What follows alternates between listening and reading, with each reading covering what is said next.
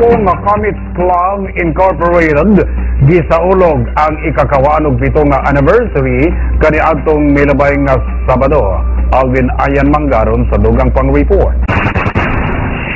Gisaulog sa grupong Comets Club Incorporated ang ilang ika-27 nga anibersaryo kaniadtong Sabado, Setyembre 25 ning tuig.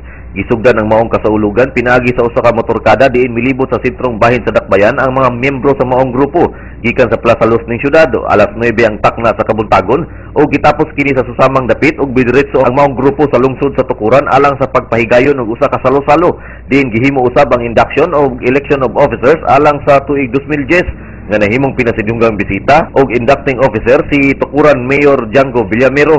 Sa pagpakiginabi sa 9 patrol kang kanhing City Councilor Noli Garcia, ang founder sa Comets Club Incorporated, pinaagi sa usa ka tawag sa telepono, iyang gibutyag kung unsa ang tumong og katuyuan nga gitukod ang maong organisasyon, daghan na nga mga katuigan ang milabay.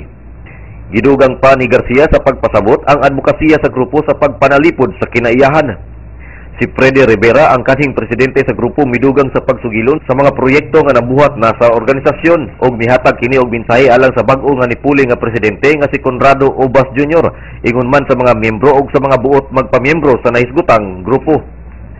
Samtang nipahayag usab og suporta og nanaan nga ipadayon ang mga proyekto sa kanhing presidente, si newly elected Comets Club President Conrado Ubas Jr.